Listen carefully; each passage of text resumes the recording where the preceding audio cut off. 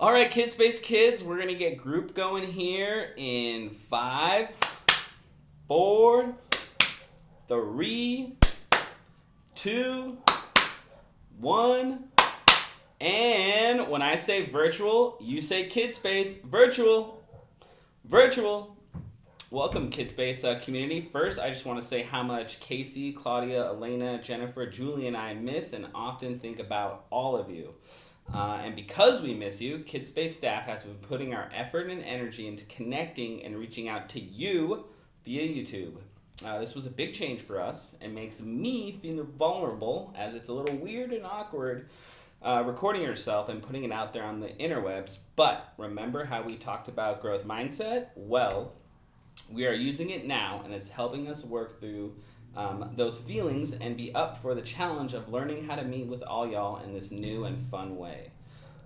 This brings me to the topic of today's video, which is talking about healthy ways of processing and coping with our feelings. We have had some big changes in our daily lives, and because of COVID-19, and big changes often mean big feelings. But before we get started talking about feelings, I first want to remind you and everyone about the Forest Park School Word of the Month, which is trustworthiness. Do any of you want to turn and explain to the person next to you what it means to be trustworthy? I'll give you all a few seconds to hit the pause button here so you can share your knowledge. And we're back. So what is trustworthiness? It's the ability to be relied on as honest or truthful. Your parents and trusted adults have had more life experience and probably have been through a similar experience. As Brene Brown says, trust is built on small moments of showing up, and it's important to practice self-advocating for yourself by saying, hey, can you help me please?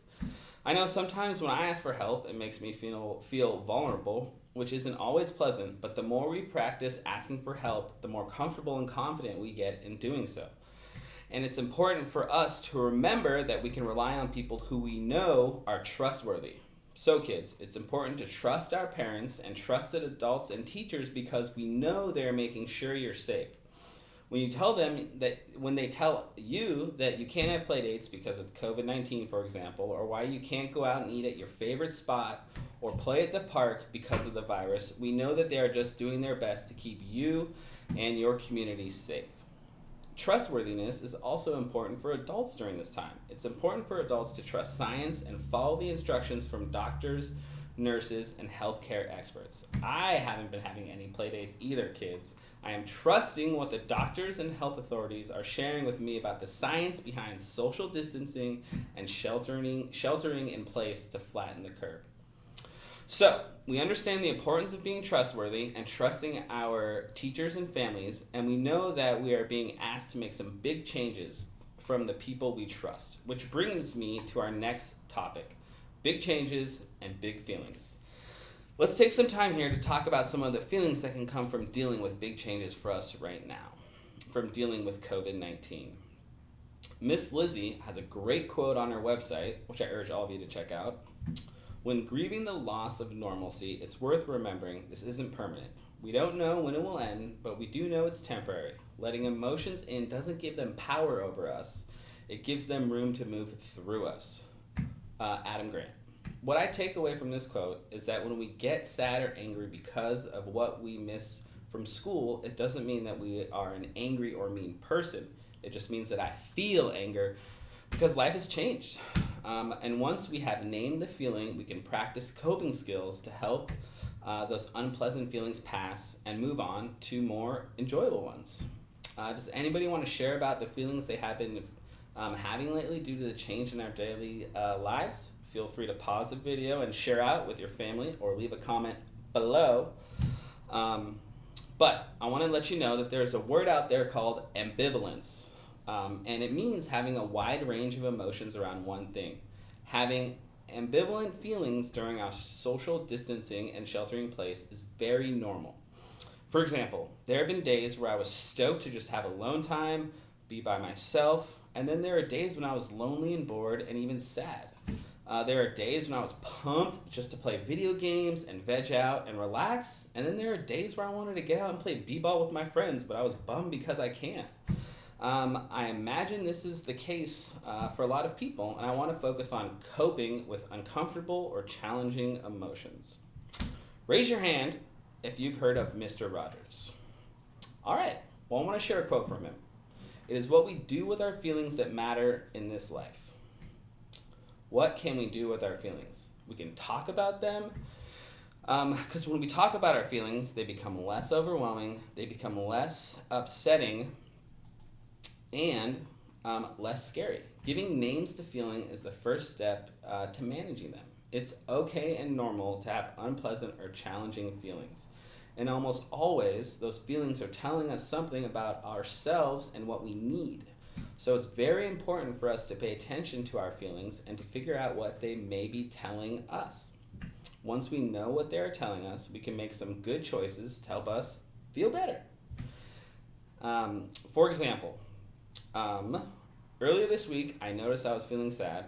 I called my mom to talk about my feelings, and as we talked, she helped me realize that I was feeling sad because I was lonely because I've been holed up in my house. And my mom was like, hey, Dylan, what could you do to help feel less lonely? And I was like, I'm going to call my best friend Miles and check in with him. And then aside from that, the other day, I noticed that I was feeling upset, and I talked to my bro, who's my roommate, and I realized that I was angry because I had all this pent-up energy from staying home, and we realized that if we worked out, we could probably get that energy out, and that's what we did. To recap, I noticed I was having a challenging feeling, and once I noticed my feeling, I named it sadness or anger, and then I got curious about why I might be feeling that way, and then I asked for help in figuring it out. And in getting curious and asking for help, I realized what was causing my feelings, and then I was able to come up with some good solutions to take some action. I made some choices that I knew would help me feel better, calling my best friend and catching up and working out and getting my energy out of my body. This is called coping. And remember, kids, nobody knows what you're thinking or feeling unless you tell them. So please remember the word of the month is trustworthiness, and I want to remind you, if you have an uncomfortable or challenging feeling like sadness, fear, or anxiety, go tell someone you trust and ask for help in coping with these feelings. Asking for help can look lots of different ways. For example, if you're feeling sad, you can say to an adult that you trust, I'm sad, can you help me call and reach out to a friend? Or if you're feeling antsy, you could ask a family member for help. Hey, Unc, I'm feeling anxious, can you help me find a project or a game to focus on? Asking for help can also mean telling someone, I'm feeling sad, can you please sit with me for a while? Or, I don't know what I'm feeling, but I know it's big. Can you talk me through it, please? These are just a few examples of asking for help. What are some other ways you could ask someone you trust for help? Drop a comment below. Remember, kids, communication is a pillar of Kidspace, and in these times we need to communicate truthfully about how we feel to those we trust so they can help us cope with our feelings. And remember, sharing how we feel and what works for us can help others too. All right, this has been a lot, but remember, we care about you immensely. Kidspace is here for you, and don't worry, kids. When the Kidspace staff all becomes YouTube stars, we'll remind the world that it was all possible because of you.